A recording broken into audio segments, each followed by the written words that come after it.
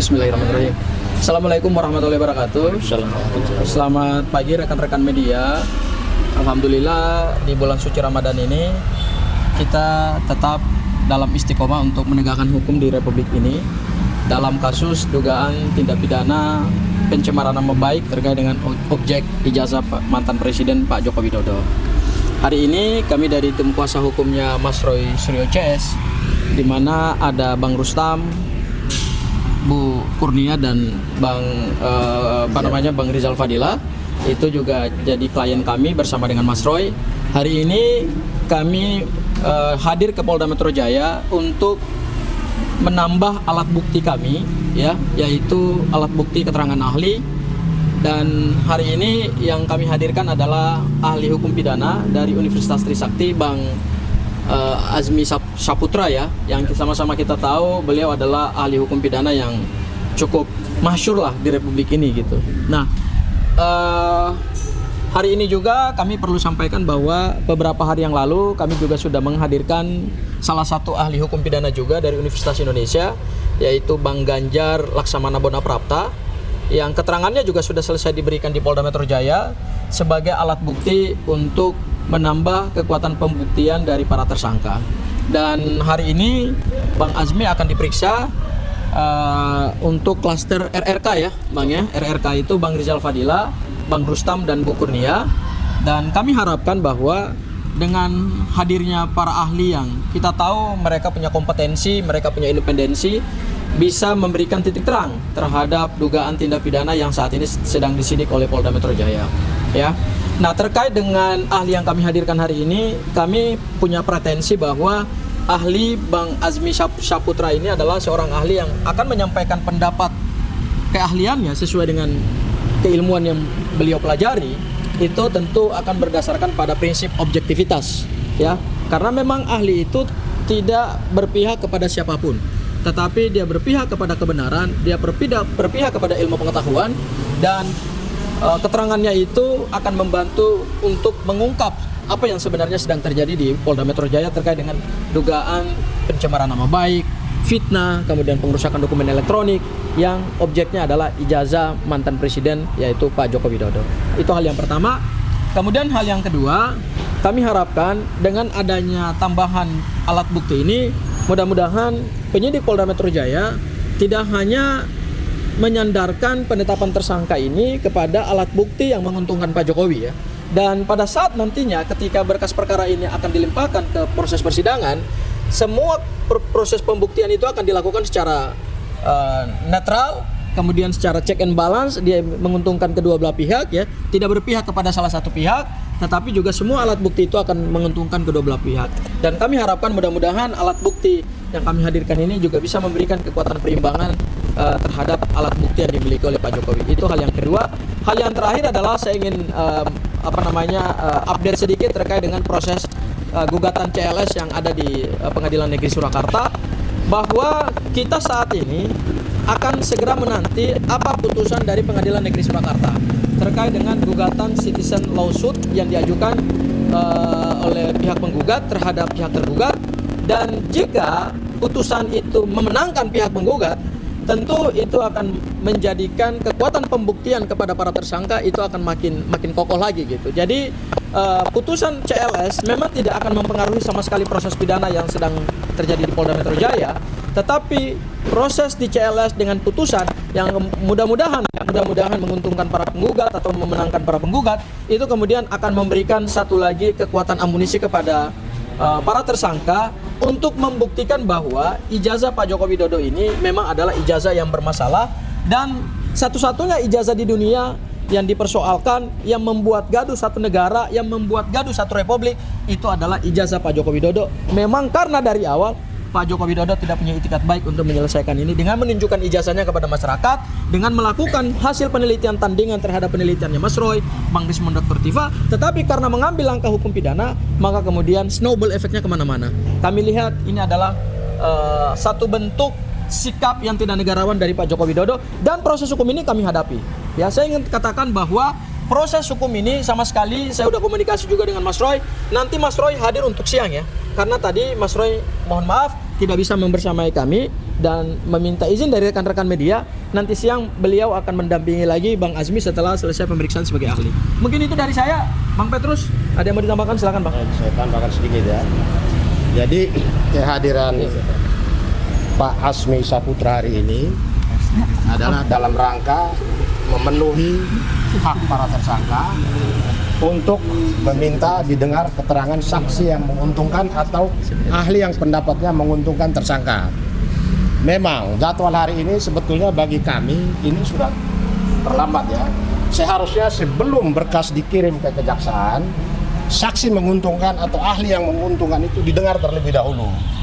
Tetapi pertanyaan besarnya itu kenapa penyidik buru-buru melimpahkan berkas ke kejaksaan pada saat hampir bersamaan dengan peristiwa yang terjadi di Solo. Ini yang membuat proses penyidikan perkara ini mengandung cacat. Kenapa? Saksi penting atau ahli penting yang seharusnya menjadi hak para tersangka yang wajib dipenuhi oleh penyidik, tetapi itu diabaikan. Karena itu kita juga bersyukur karena kejaksaan ternyata kembalikan berkas itu, dan mungkin salah satu petunjuknya itu ahli dan saksi yang menguntungkan yang sudah diajukan oleh para tersangka dan tim kuasa hukumnya belum diperiksa, kenapa sudah dibawa ke kejaksaan. Yang pertama, itu yang pertama. Yang kedua, desas-desus bahwa para tersangka mengajukan permohonan SP3, kami tegaskan, tim kami ya, para tersangka tidak berkeinginan untuk mengajukan permohonan SP3. Karena persoalan SP3 itu adalah kewenangan penyidik. Dan penyidik di sini kita minta harus profesional. Apalagi nanti setelah mendengar pendapat dari ahli yang kita sampaikan hari ini, kita ajukan hari ini, itu akan membuka mata penyidik supaya dalam momentum reformasi Polri saat ini, kasus ini harusnya menjadi momentum untuk penyidik berbenah diri. Jangan lebih cenderung kepada langkah-langkah yang memberi kesan bahwa ini terjadi kriminalisasi. Kembalikan perkara ini kepada hak para tersangka yang sudah dijamin oleh undang-undang bahwa perkara ini tidak layak diajukan ke persidangan, tetapi kami tidak akan menuntut diberikannya SP3.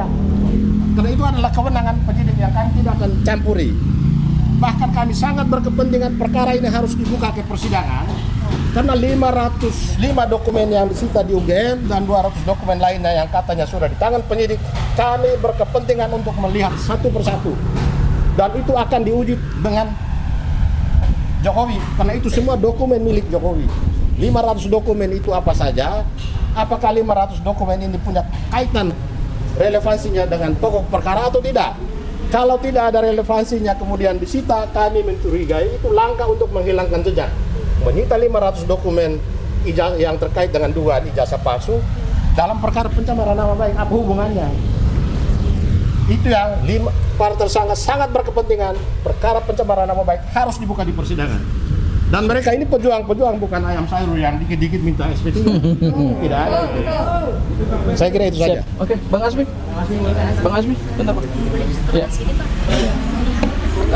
Kehadiran saya di sini sebenarnya sebagai akademisi, sebagai fungsi dan kedudukan akademisi, tentunya saya akan memberikan pandangan yang objektif atau menjernihkan satu perkara ini, karena kami tidak boleh berpihak.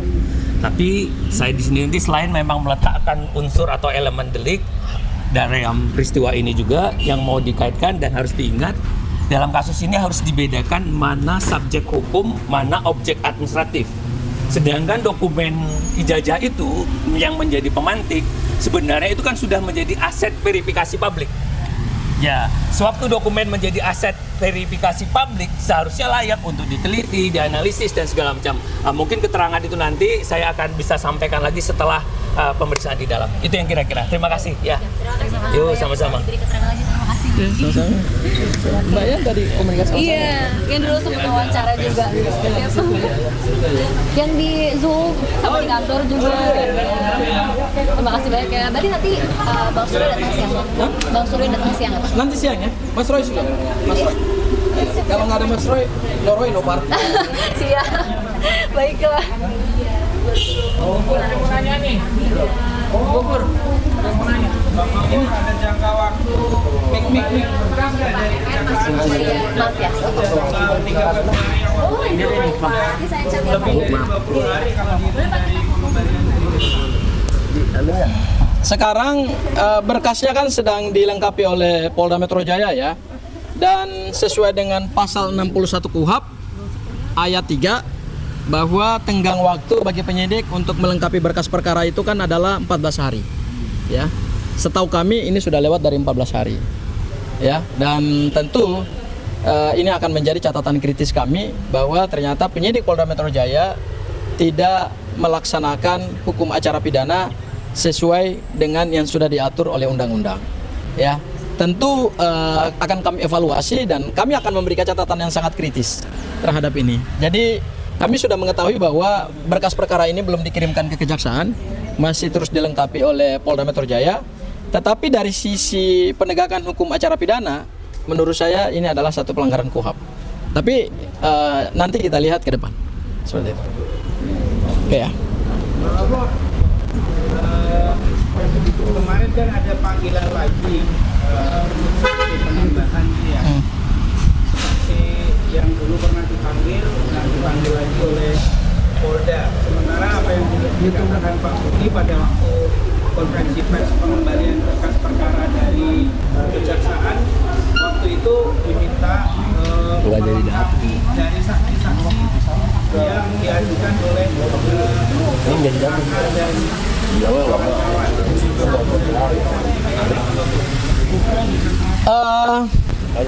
memang dilihat dari P19 jaksa itu kan ada petunjuk terhadap 3 alat bukti ya, yaitu adalah dalami lagi keterangan saksi, dan saksi itu bukan hanya saksi dari pihaknya Pak Jokowi, tetapi juga saksi dari pihak tersangka yang kemudian juga harus didalami. Kemudian yang kedua adalah dalami lagi keterangan ahli, makanya hari ini juga kami menambah ahli. Dan satu lagi adalah dalami lagi dalami lagi barang bukti ya. Karena berdasarkan norma pasal 235 KUHP yang baru, barang bukti sudah menjadi bagian dari kekuatan pembuktian, yaitu sudah dikualifikasi sebagai alat bukti. Nah, terkait dengan teman-teman yang sudah dipanggil dan kemudian tidak hadir beberapa hari yang lalu itu ya, menurut saya ya nanti kita lihat sejauh mana penyidik Polda Metro Jaya akan melakukan respon terhadap ketidakhadiran teman-teman. Apakah akan dipanggil lagi ataukah ini langsung dikirimkan berkas perkaranya lagi kepada jaksa penuntut umum gitu ya. Memang menurut saya ya Polda Metro Jaya harus segera mengirimkan berkas perkara ya, tetapi karena ini sudah lewat dari 14 hari, tentu kami akan memberikan catatan kritis terkait dengan itu. Itu Mas Arief. Satu kali lagi, masih ada berapa saksi ahli lagi yang diajukan oleh tim RRK ini, dan yang terakhir adalah apa tanggapannya dari tim ini atas pengajuan yang dilakukan di Mahkamah Konstitusi oleh tim kemarin? Ya, pertama saya ingin menjawab soal Mahkamah Konstitusi ya, bahwa proses di Mahkamah Konstitusi itu perlu dipahami oleh rekan-rekan semua, itu adalah penggunaan hak warga negara untuk meminta judicial review terhadap suatu undang-undang yang mana pasal-pasal dalam undang-undang tersebut dianggap merugikan, ya, merugikan hak konstitusional seseorang. Jadi harus dibedakan antara proses di Mahkamah Konstitusi dengan proses di Polda Metro Jaya. Yang terjadi di Mahkamah Konstitusi adalah Constitutional Court, itu peradilan konstitusional, yang tentu tidak terikat kepada proses di Polda Metro Jaya, karena proses Polda Metro Jaya ini adalah proses pidana umum yang akan berujung pada peradilan umum. Jadi antara yang terjadi di MK dengan yang terjadi di Polda Metro Jaya, kemudian berkas di P21 kan, kalaupun ini nanti naik ke tahap persidangan, itu tidak saling menyandra gitu. Jadi jangan ada asumsi bahwa seolah-olah langkah yang dilakukan di Mahkamah Konstitusi itu adalah untuk menghambat proses di Polda Metro Jaya. Sama sekali itu tidak menghambat, sama sekali juga itu tidak menjandra proses penyidikan di Polda Metro Jaya. Dan kalaupun nanti pada akhirnya proses di Polda Metro Jaya juga naik kepada tahap persidangan, di mana kompetensi absolutnya adalah kompetensi dari peradilan umum, maka dua peradilan ini, baik peradilan konstitusi termasuk juga peradilan umum, bisa berjalan bersamaan secara paralel. Tetapi keputusan dari Mahkamah Konstitusi itu akan berdampak signifikan. Pertama, kalau putusan Mahkamah Konstitusi itu kemudian mengabulkan permohonan Mas Roy, Bang Rismon dan Dr. Tifa sebelum P21, berarti bisa dijadikan sebagai dasar untuk melakukan peninjauan ulang atau ditinjau ulang penerapan pasal-pasal oleh penyidik Polda Metro Jaya. Ketika pasal-pasal yang sudah diuji itu sudah diberikan tafsir yang berbeda atau sudah tidak lagi bisa dijadikan sebagai dasar penetapan tersangka atau sudah menguntungkan para tersangka. Tetapi kemudian kalau ini sudah diputus pada saat berkas sudah limpah ke tahap peradilan, berarti itu bisa jadi bukti yang meringankan. Tetapi kemudian alternatif ketiga, kalau nanti putusan Mahkamah Konstitusi itu keluar setelah proses peradilan pidananya selesai, berarti itu bisa dijadikan sebagai bukti baru atau novum, baik untuk melakukan kasasi maupun juga untuk melakukan peninjauan kembali. Jadi proses di Mahkamah Konstitusi itu pasti berdampak signifikan terhadap proses hukum yang ada di Polda Metro Jaya. Seperti itu ya, Mas Arif ya. Untuk saksi ahli kami sudah melengkapi kemarin Bang Ganjar sudah, hari ini Bang Azmi Syaputra. Kemudian nanti dalam waktu dekat juga akan ada ahli dan saksi yang lain. Akan kami infokan setelah mendapatkan jadwal dari penyidik Polda Metro Jaya. Karena memang yang susah ini adalah mendapatkan jadwal dari Polda Metro Jaya gitu ya. Seperti itu. Oke. Selamat berjuang, Pak. Itu Bang Gafur. Mantap, kamu Itu Bang Petrus. Hah? Itu Bang Petrus. Mama belum. Sendiri tuh gitu dia, Pak. Selamat Ramadan. Tanya dong. Anda kenapa bajunya begini? Hari ini wawancaranya nggak keras dia karena balik. Mama berjerit. Oma sedih. Gimana RM membersamai RRK sampai untuk belum. Tidak ada kata capek untuk berjuang. Bentar. Ini udah siap belum? Ya, assalamualaikum. Ya, nanti kalau udah selesai sama Mas Roy. Ya. Ada Mas Roy. Oh ya, jadi kita nunggunya di musola aja ya? Di masjid. Oke. Masjid. Udah. Ya. Jam 12-an deh. Oh ya udah. Assalamualaikum warahmatullahi wabarakatuh. Baru aja tadi dibilang tidak ada kata lelah dalam berjuang. Apalagi di bulan puasa ini yang harusnya, yang katanya kita lemes tapi enggak loh. Karena ya ingat perang Badar itu terjadi pada saat bulan puasa kan. Nah, jadi kita tetap akan berdiri tegak di sini untuk kepentingan, kita bukan kepentingan hanya pihak RRK atau RRT sekalipun ya, tapi kami di sini berdiri untuk kepentingan masa depan anak-anak kami, untuk kepentingan pendidikan kami. Tadi baru dibilang kan kalau satu-satunya presiden yang membuat gaduh satu negara sampai ke luar negeri hanya karena ijazahnya goib. Sampai sekarang semua tidak pernah melihat ijazah Jokowi, yang malah salinannya ada 5 yang semuanya beda-beda. Nah, jadi akhirnya di sini kita malah bertambah yakin bahwa ijazahnya itu memang bermasalah. Tapi bermasalah seperti apa? Kita tunggu sampai akhir dari penyidikan ini selesai. Tapi kita di sini untuk kami, mak tidak akan pernah ada kata menyerah, tidak akan pernah ada kata lelah.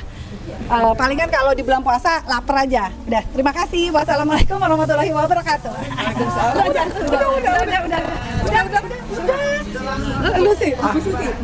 Sekali lagi terima kasih bapak-bapak YouTuber yang terhormat, yang tersayang. Kalian adalah pejuang untuk membela kebenaran.